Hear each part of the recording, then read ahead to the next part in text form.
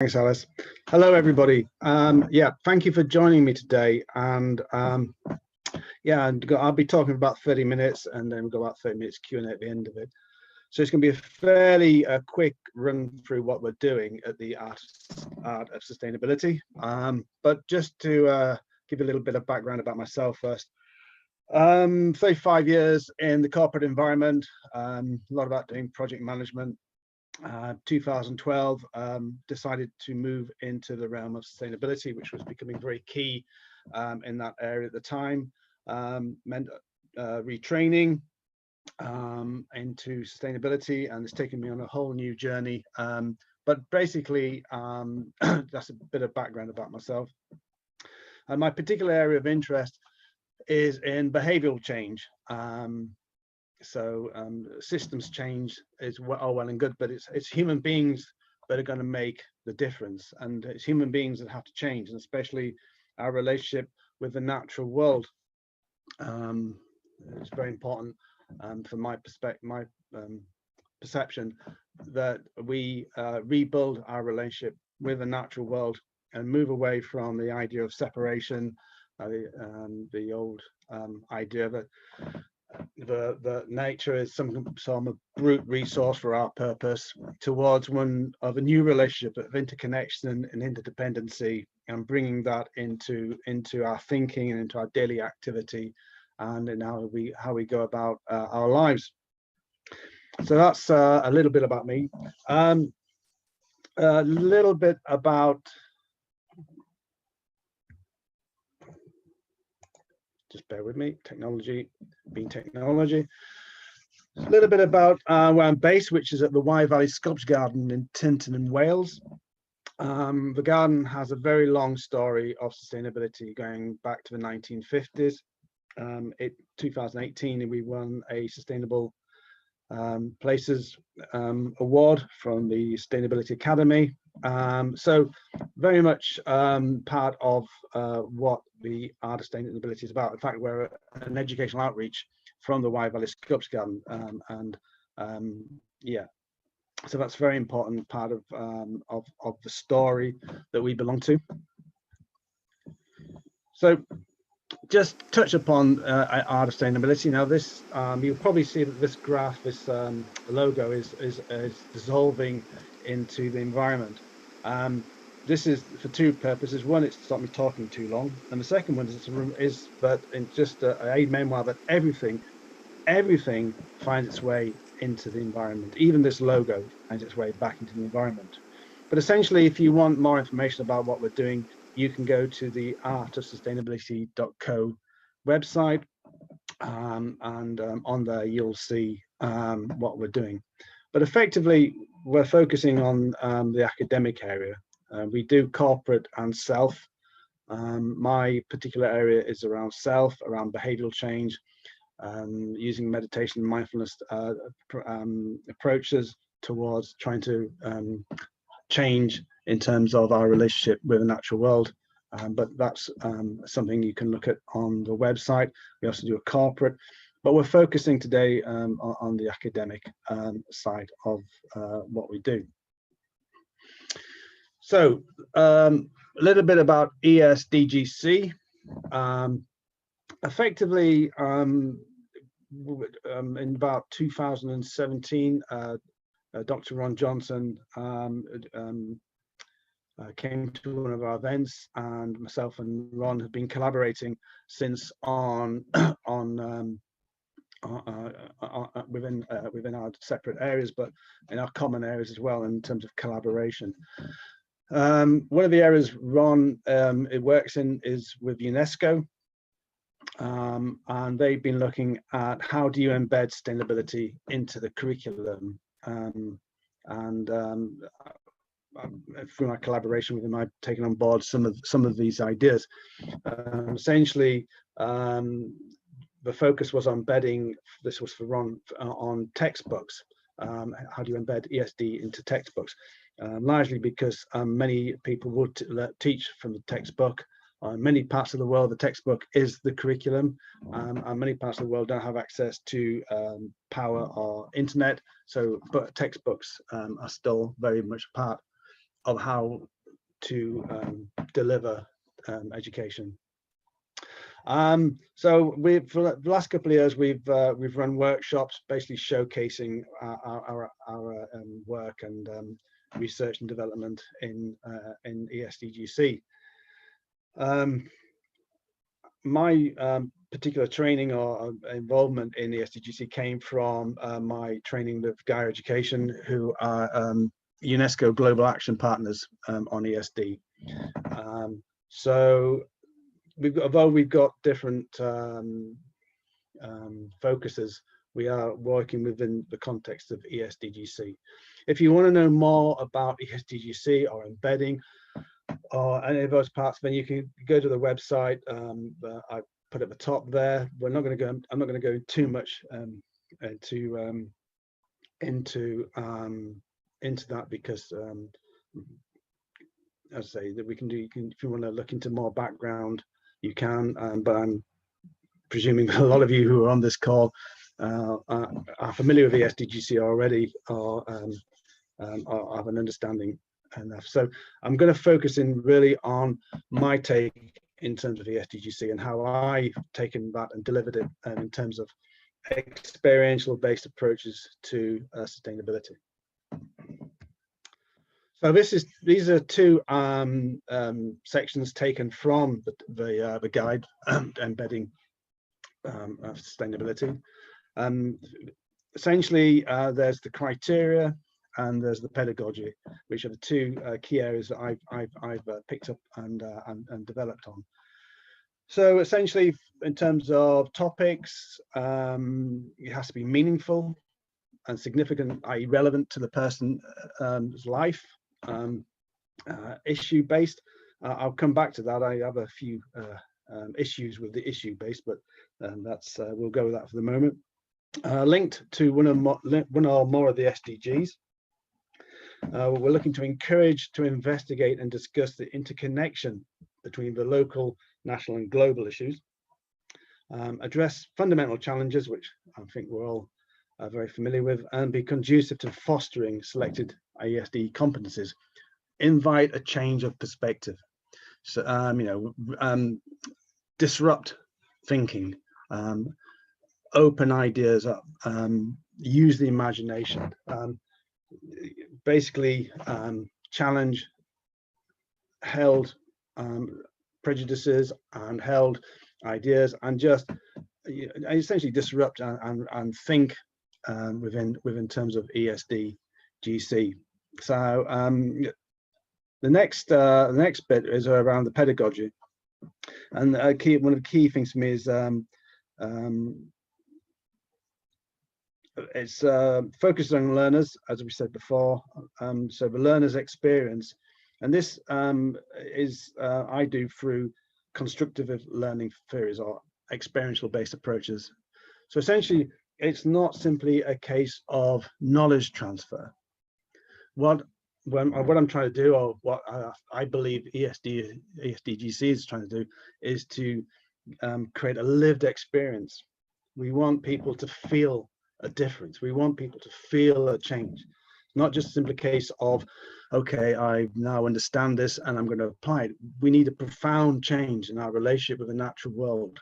We need to understand that interconnection and interdependency. We need to so in essence, what's happening here is, and this is something I should have picked on before, is that the approach within embedding is not to add on to the curriculum. The curriculum is busy enough, and you're all busy enough. You don't need more work. Essentially, what it's looking to do is to mine the curriculum for ESDGC learning opportunities. I'm going to stop. That's essentially what we're trying to do. We're looking at what the subject within the curriculum is, and then looking at that subject for learning, or mining that subject for learning opportunities, to have conversations with, to open up ideas about the sustainable issues which we're facing within the context which we just discussed. Now, for me, it's not just simply a case of extending or mining the curriculum, but it's also about deepening our relationship with the natural world, bringing the natural world into the conversation, into the learning experience. And the best way to do that is to actually be in the environment, be in nature, bring the natural world as part of the learning experience as a visceral change. And that's easier said than done in many ways, and it's something we'll talk about. But effectively, what we've got here is the approach. How are we going to embed ESD into the experiential experience? So what we have here is a schematic which I put together. Essentially, came out initially out of a corporate environment in terms of gap analysis, but it lends itself towards what we're trying to do here. So on the left-hand column at the top, we have well-being. Now, a little bit of context around that. We're based in Wales, and in 2015, Wales passed legislation making sustainability a central organising principle of government, which means education is included in that. And the legislation is called Wellbeing for Future Generations. So wellbeing effectively is the deliverable of sustainability in Wales. In 2015, the SDGs came out, and the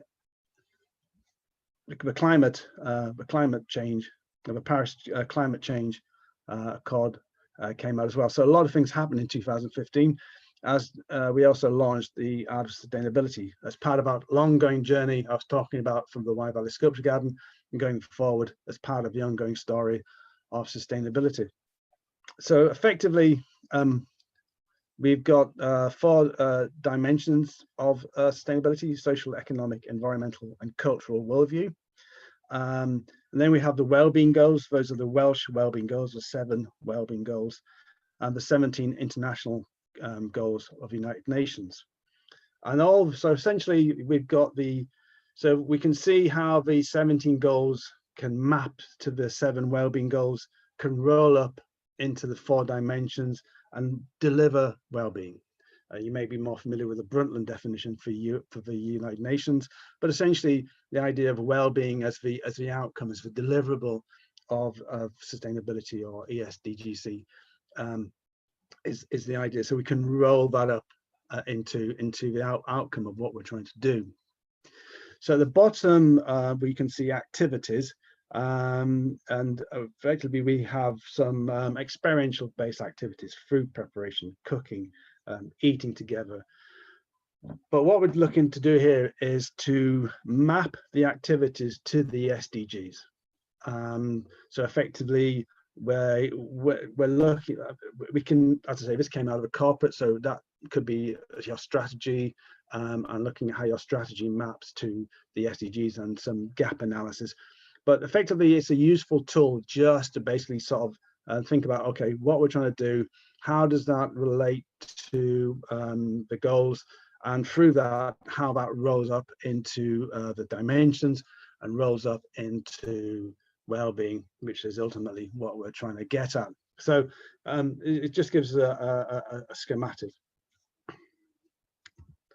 In terms of how the goals, United Nations goals and the Welsh goals map to each other, this is a useful link. It's not a hard map. The goals are interdependent, interconnected, and you can cut and cut them as you require. But it's quite useful just to think about how those map to each other. So that's kind of a useful link you can use to get some ideas about how maybe you want to map them towards each other. But as I say, it's not a hard mapping that I'm providing, it's just how I perceive them to map. So this is there's quite a lot on here, but essentially from the schematic, which I usually call the well-being matrix, to the lesson plan, we can now start thinking about, okay, what are the SDGs we're delivering? How is that linked to the activities? And then from that, we can look for crossovers, opportunities to talk about or investigate the SDGs or anything to do with local, global, or questions around sustainability. So this particular lesson plan is from biology. Now, I'm not pretending to be a biologist or along those lines. It's something I collaborated on.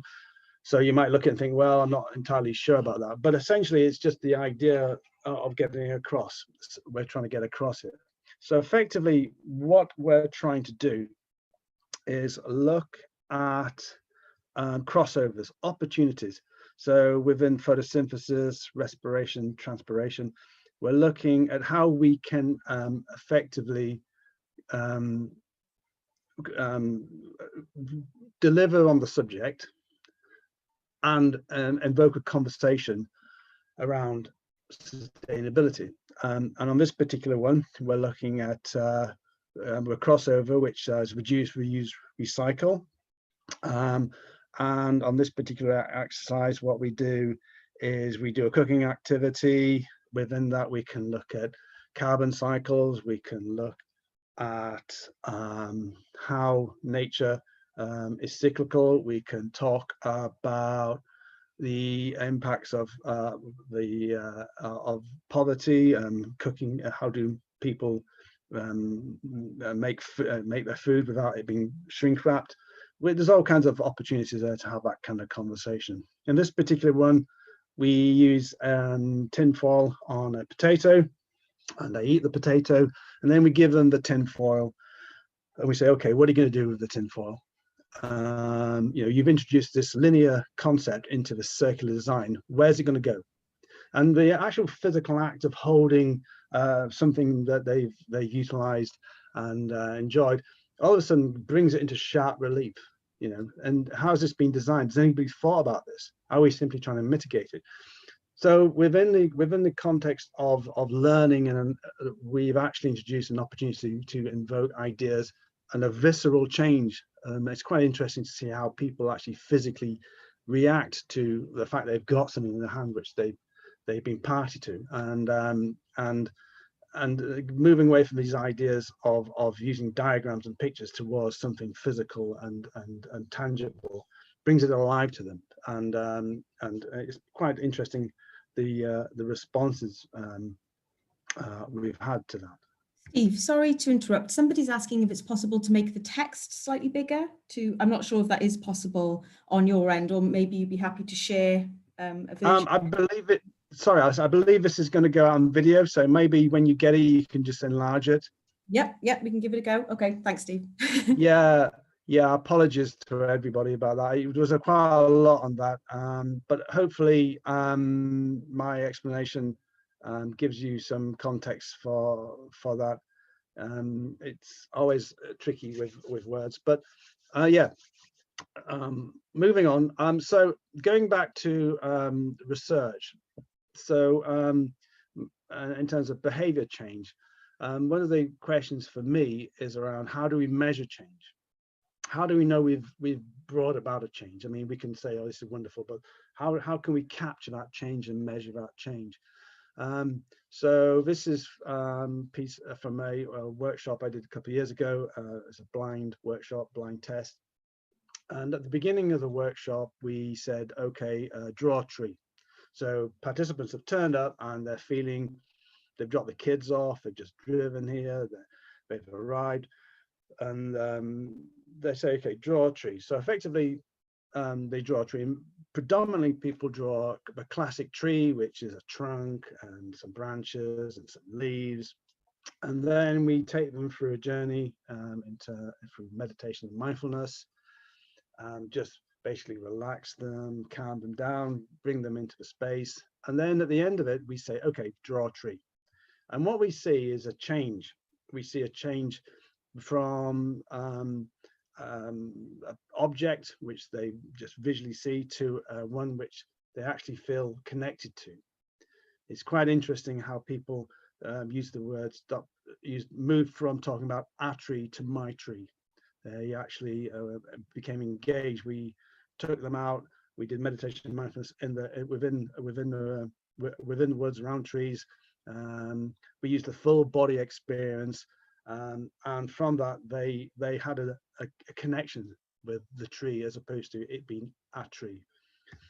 And this is quite difficult to see, but on the left there's a classic tree with the branches and the trunk, and on the right it's much more fluid, it's much more open, it's much more free thinking. So effectively what we've done is we've moved them from this object towards this sense of connection with themselves. So we've made a visceral change in how they feel. Now, if anybody's interested in the research that I'm doing around this, predominantly it's under self through the Wellness of Being program. I won't go into that too much, but if anybody would be interested in getting involved with that kind of research, I'm happy to talk about that some more. But it's just looking at how do we measure change? How do we measure the change? If we are talking about delivering on well-being, how do we know we've delivered well-being? That's very much from a qualitative change as opposed to a quantitative change. How do we get that qualitative change in well-being? So this is one of the things I'm looking at in terms of using arts-based research as a way to measure change in terms of our connection with the natural world. So what we're going to do now is we're going to do a little bit of an activity. So I'm going to run a film, and it's only about a minute long, but yeah. So we'll just try this and see how this goes with your good selves. So, oh no, we're not. We're going to do something else first. So being in the natural world, working with nature has benefits, and those benefits are becoming more and more recognized, more and more important. And I think during this year with COVID-19, it has become even clearer now how important the natural world is to our well-being, and how it's not just about keeping us alive, but it's also keeping us sane as well. And we get lots of great chemicals when we're out in the natural world. Dopamine in terms of pleasure and reward, oxytocin, the cuddle hormone, the love hormone, and reduction of cortisol. So these are really great chemical communications and relationships we have. And it's a two-way thing, it's not just we're receiving, but we're giving back, and the chemistry around how we respond and the natural world responds to us is quite fascinating.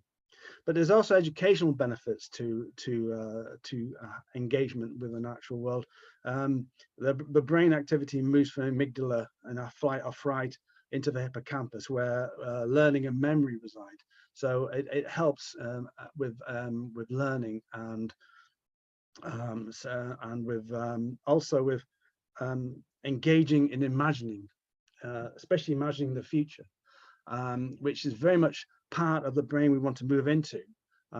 So we're trying to move away from that problem solving, which is one of the areas I talked about earlier on, towards potential thinking. What is the potential? Opening up, thinking beyond, thinking wider, systems thinking. So working in natural environments has that, but it's not always possible to be to get to a natural environment. It's for one reason or another. It may be too far to go, or there may be logistical constraints or financial constraints as to why. So one of the areas I've been working on is how to use multimedia and props to elicit the same reactions. There is good evidence that looking at natural environments or hearing natural environments can elicit the same kind of emotions and feelings as actually been in them. It's not as good as being in, but it is helpful as maybe as the staging towards being in them, and exploring your own local environments as well. So this is part of what we're going to be doing now, and we are going to be running the short film after this. But yeah, so how can we elicit the same sort of feelings as being in the natural environment when we're actually not there, where we're actually using the video?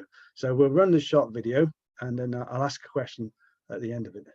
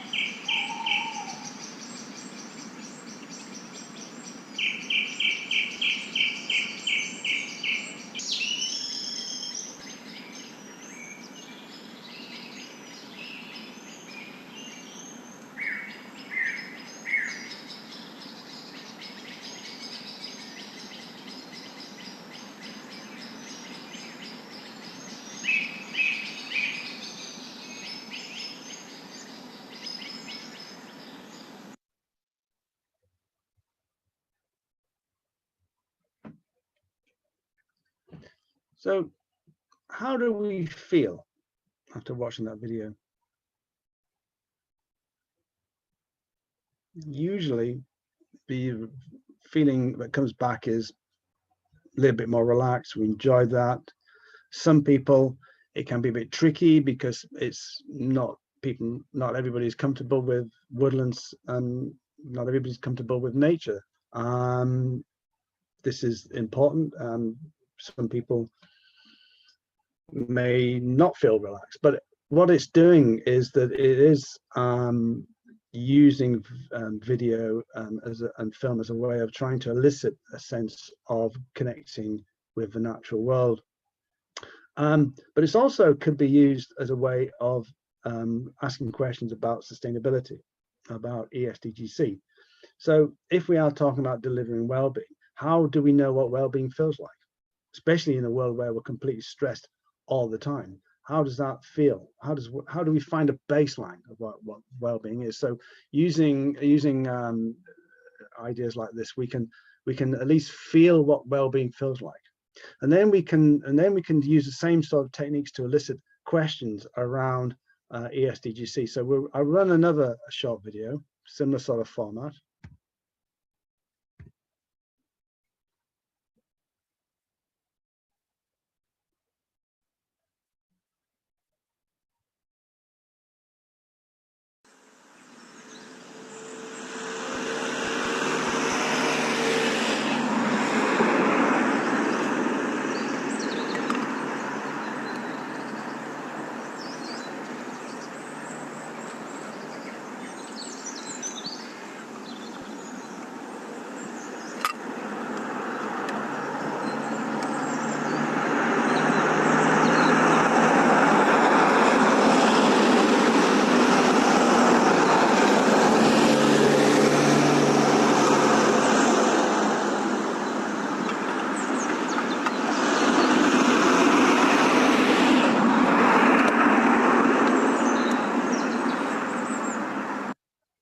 So how did you feel?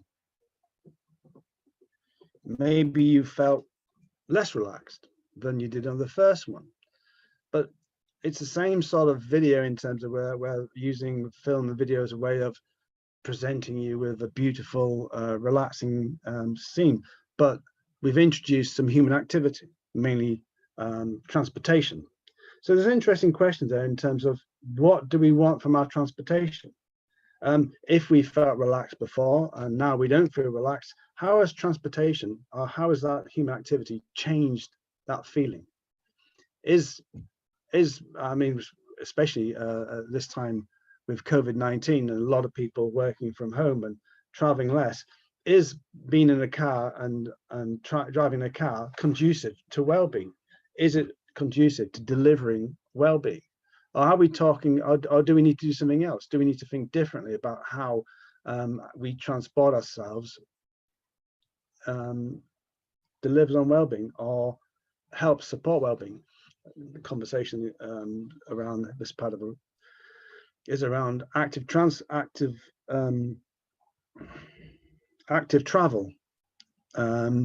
So essentially, if we are trying to get to that sense of well-being, there's an opportunity there to have a conversation about what do we want in terms of transportation, travel, and how is it moving us away from that feeling of well-being perhaps we had on the first video. So essentially what we're doing is we're encouraging conversation and a change around how we design our technology to deliver not only its ability to move us around, but how we get well-being, but also behavioral type questions in terms of what do we want? Do we want to finish work and go for a walk? But there's also social. I go for maybe walk the dog after a day's walk, but there's also social things. We actually want to physically come together and be together. These open up conversations within ESDGC, and yeah, so hopefully that's showing you how we're basically taking the ideas, the idea of it, and building that up into a package and delivering that and opening up those kind of conversations. So where are we at? Okay. So apologies if this is again too small. We can go through this perhaps in Q&A and in a bit more detail. So last year, I started doing some collaboration with Cardiff University Business School. We did a couple of things, and one of them was looking at the people and organizations module within the Cardiff University, and looking at the remit was around a bonding experience within a team building within the people and organizations module. So this was quite a big piece of work we did, and essentially using those ideas. So looking at how we can embed ESDGC into the curriculum and within a particular subject. So this effectively was what we did. We had two sessions, one in the morning, one in the afternoon. This was for the freshers, and one of the key requirements coming out of this was for to deliver the idea of well-being, a sense of bonding, especially for new students joining, and how do we get them to bond and socialize and get to know one another. So we essentially put them, we organized it in terms of we got them to move around, and then we arbitrarily got them into separate groups. So effectively they were together, or they were in a group of 4, or they were buddied up with somebody, people they haven't met before, or people who they maybe did know but wanted to be with. It basically allowed itself to happen. But at the end of it, we could move them into groups, or we could say in terms of activities, okay, together, or go to your group, or go with your buddy. And then we have the team building activities in terms of meeting that curriculum. But within that, we're looking for opportunities to have conversations about, introduce topics around ESDGC. So for instance, one of the things we did was fire starter, which was starting a fire. But that gives us an opportunity to talk about sustainability. It gives us an opportunity to talk about climate change. And it gives us an opportunity to talk about carbon cycles. We also used QR codes around, so students like to use their phones, so they look at the QR code, and that would ask questions or perhaps present imagery which would encourage conversations around biomimicry, say for instance, and economics, just introducing those ideas into the day and into the activities. And using those ideas we were talking about before. So did it work? Well, let's have a look.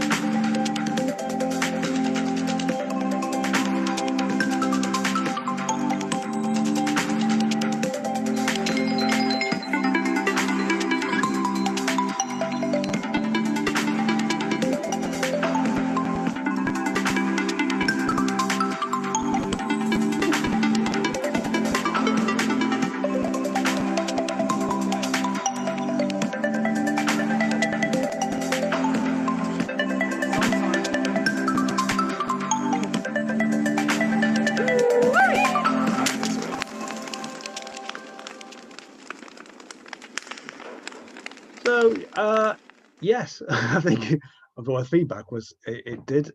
So yeah, so we were effectively the students enjoyed the day, and the staff enjoyed the day.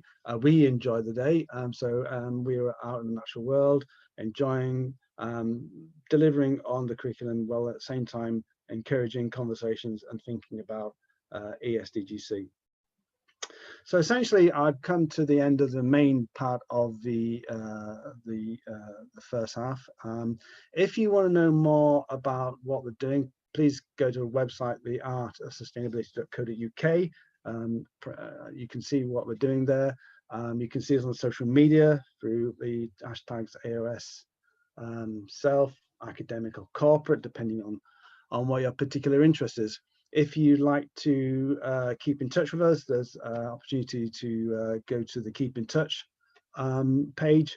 And if you'd like to work with myself on the research, and can talk to you more about that, yeah, please get in touch with me. Again, you can contact me through the website.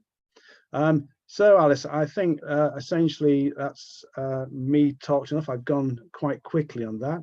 So yeah, I will just put this bit of background ambience so we can have a nice talk in the woods, and yeah, over to you, Alice. Lovely, thanks very much.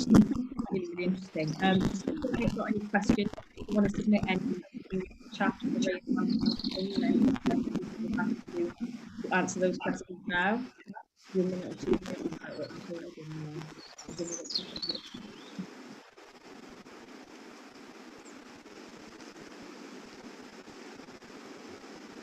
Okay, great. We've got a question from Esther that says, thanks so much for the presentation, Steve. I wonder what our views are on school initiatives. Are they aligned with what you're doing? Sorry, Alice, it's a bit scratchy, the line, so I didn't quite hear what you said. No problem, I'll do that again.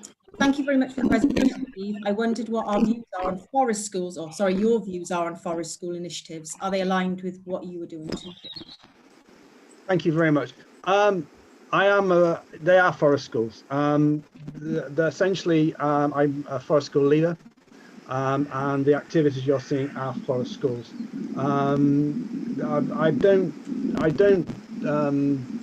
I don't deliver forest schools.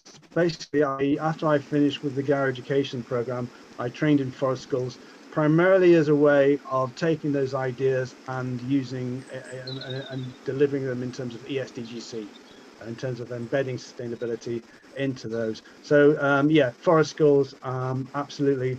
But I don't advertise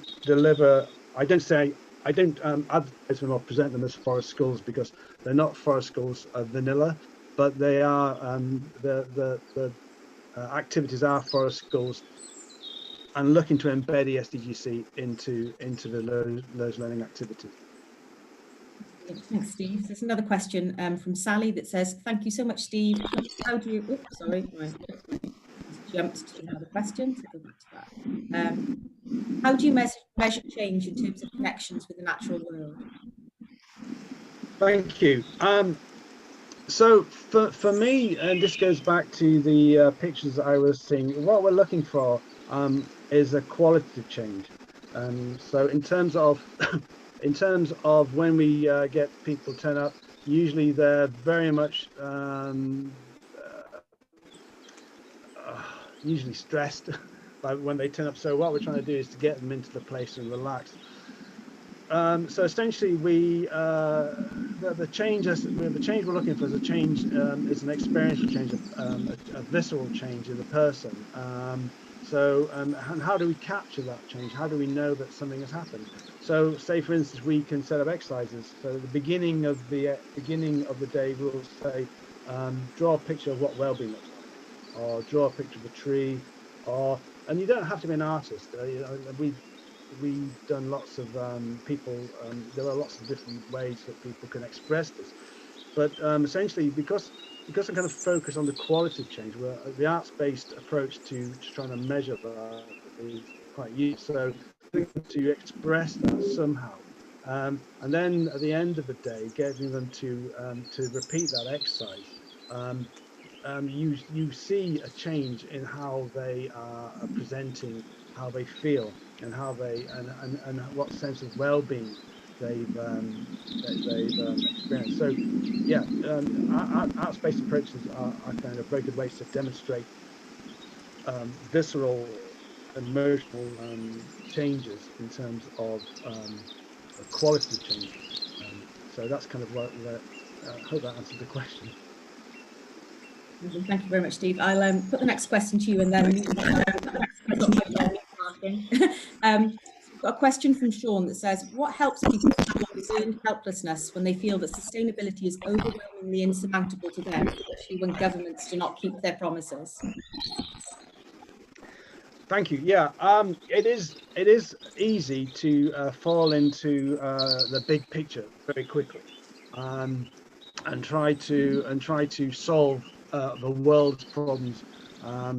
What we're trying to do here is not deal with the big picture. Effectively, what we're trying to do is make people feel a sense of connection with the natural world. And effectively just bring them into that space. So, and talk about specific things about their life, and what is relevant to me. It goes back to this thing about it has to be relevant to the learner, and it has to be learner-centric. But what we're not trying to do is try go for the big picture in terms of climate change. How do we deal with climate change? It's a question of, well, what can we do in terms of our own personal behaviour and our own personal lives, and what's important to us, and having a conversation around that. But yeah, it has. So it's not, going back to things like the videos. It's not just a case of saying how do you feel, because that's just gonna leave you in a position whereby you're dealing with quite difficult emotional feelings.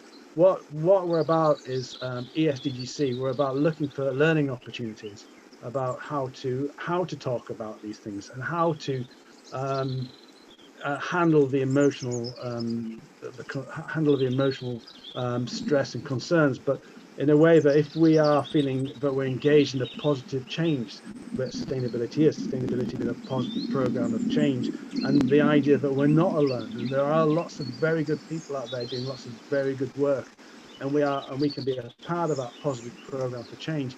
That basically reframes the conversation away from, there's lots of terrible things happening out there, and the stress towards when we're saying, but there is a positive program of change, and that program of change is the sustainability, and there are lots of good people doing lots of good things, and we are part of that right now, and we can make our contribution, be it small or however large, but there is another way, and that way is through sustainability and through education sustainability. So it gives them a better framework to think about the challenges in a positive way, rather than the tend to be negative problem solved way.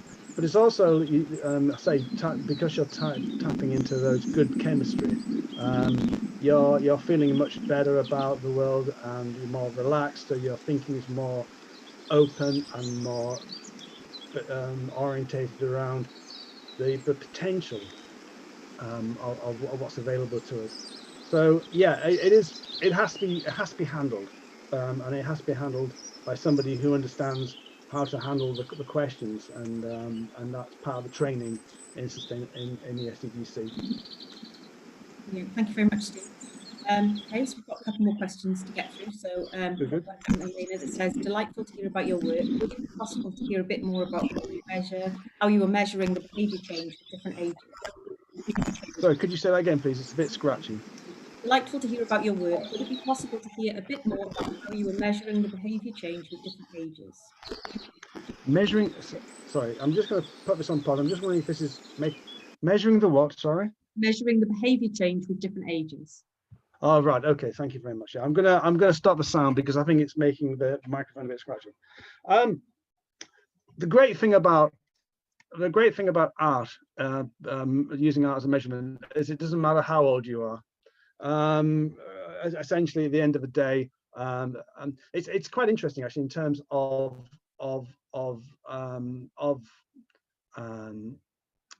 engagement between children and adults. Children, young people, young children will just play for the sheer joy of playing. They'll just get involved and just have fun, and they'll play. And so it's not hard getting them to draw some pictures about how they feel or what they imagine a tree to be, or even getting mucky and messy. What I found with adults is adults need to understand why they're playing or why they're doing what they're doing. So giving them, what I found is giving them explanations as to why they're doing what they're doing. So for instance, talking about the chemistry, explaining how the brain works, explaining why we're doing what we're doing, gets them to engage a lot more in producing an arts-based output than if we just said draw a picture. Tends to be resistance from adults, but once you tend to say, okay, this is what we're doing, this is why we're doing it, this is why we're engaging, they tend to engage much more because they understand why they're doing it. So essentially producing, getting as with all qualitative-based measurement, it's quite difficult to get a nice tidy end point like a number.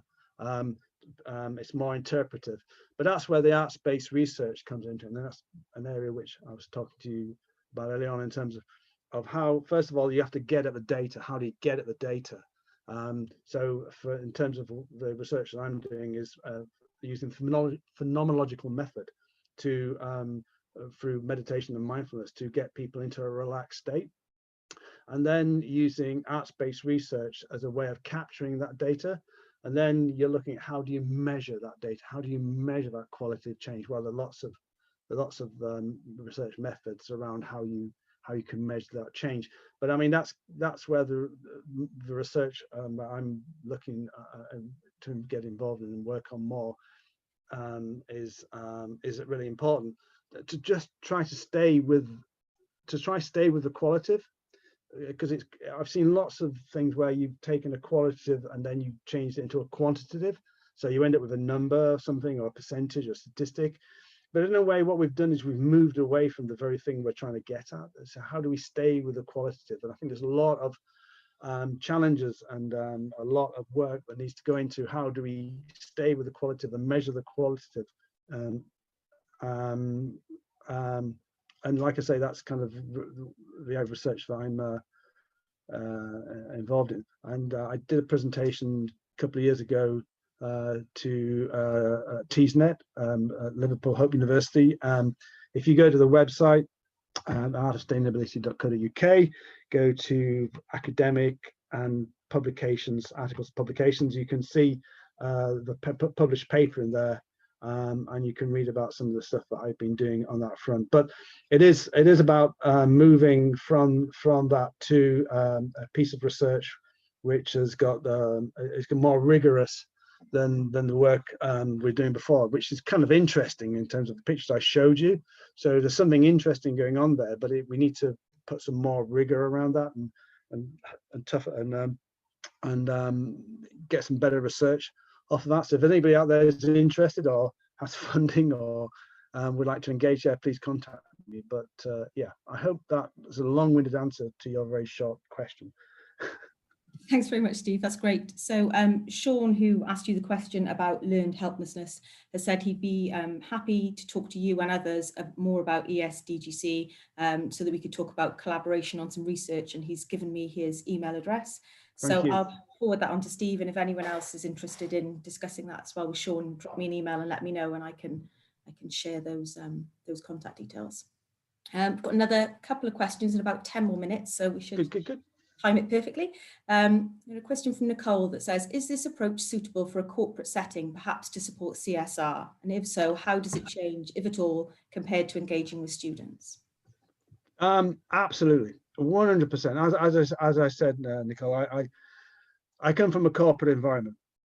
And one of the reasons I engage with this approach is because the company I was working for was very keen on sustainability. I had this interesting thing whereby I was in a corporate environment hearing about sustainability, and then I belonged to this enterprise, 80-year enterprise in sustainable living, and I found it very confusing, and it's taken me a couple of years to figure it out. One of the things for me is that I sat in rooms, meeting rooms, talking about sustainability, bored out of my head, wondering what this had to do with what my everyday work had to do with anything whatsoever. Completely disconnected. Essentially, we were shown diagrams and lots of words. There was no connection. There was no sense of a relationship with the natural world. There was no care. And it's not that other people weren't caring. It's just that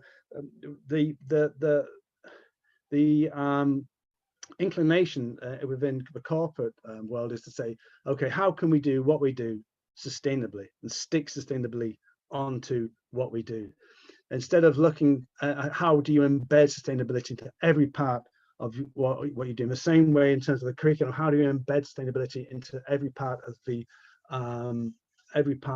curriculum?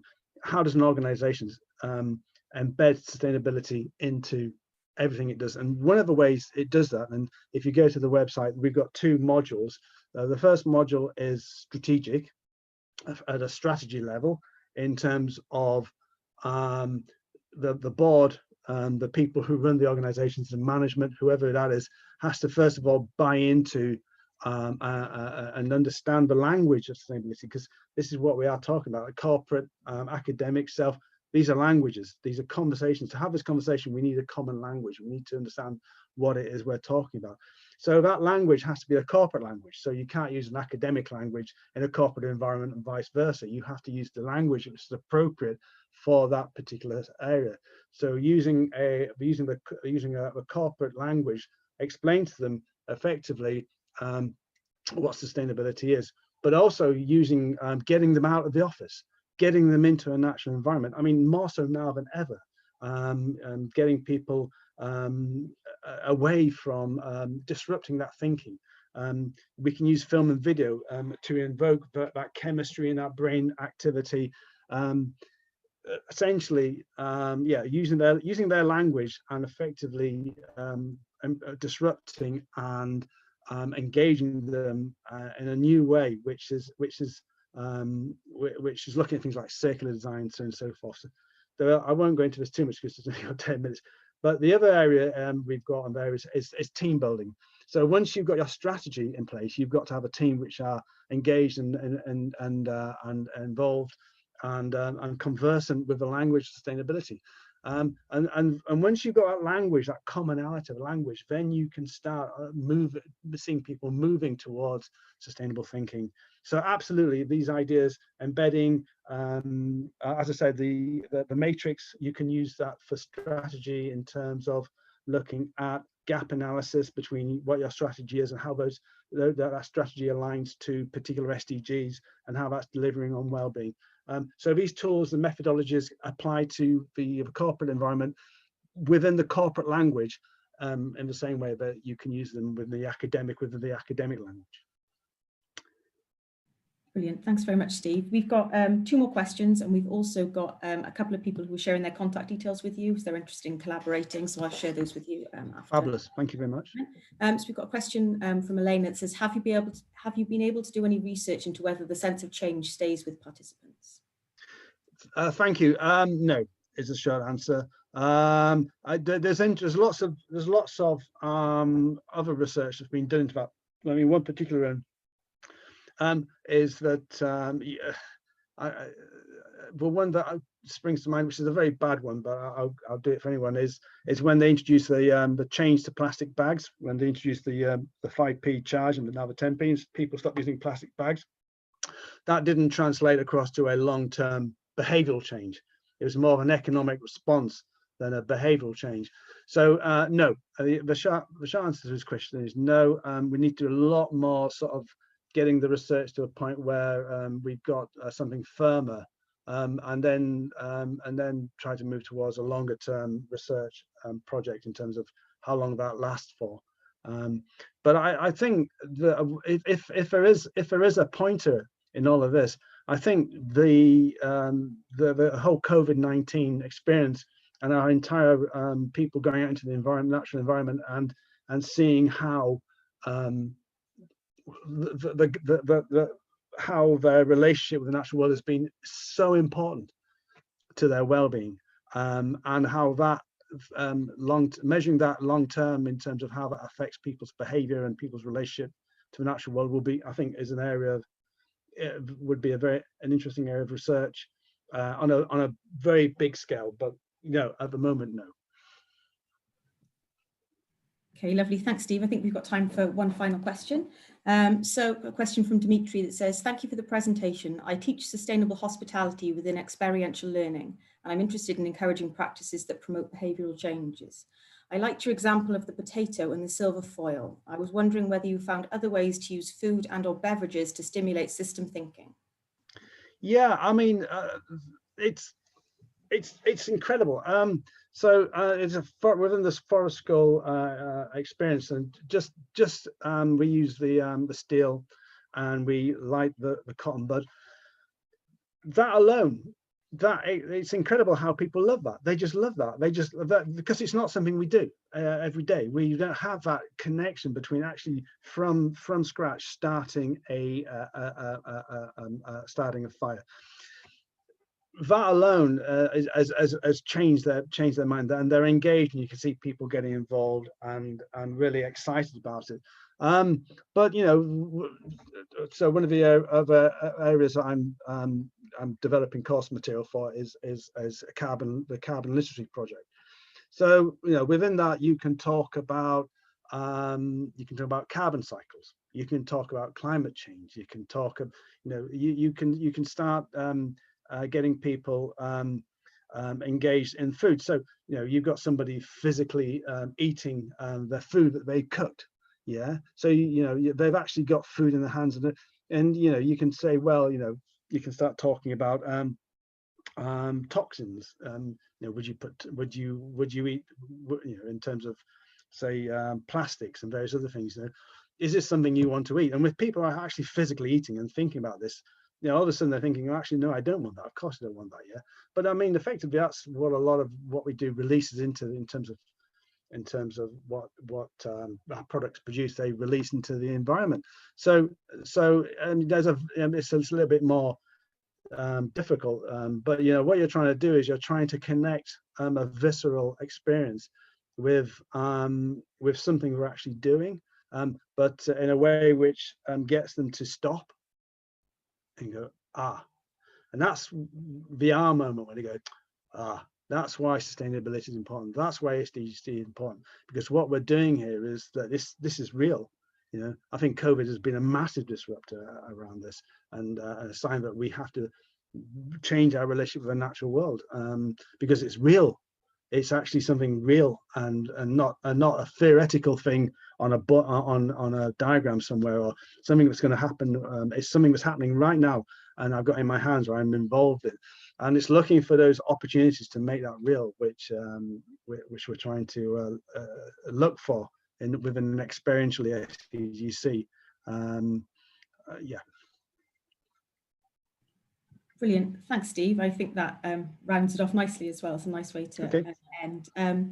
Thank you, everyone, for joining us this afternoon. And thanks very much to Steve. Really interesting talk and lots of interesting discussion and lots of interest in hearing more or discussing in more detail, which is fantastic. So for those of you who've asked me to share your contact details with Steve or vice versa, I'll certainly do that after the meeting.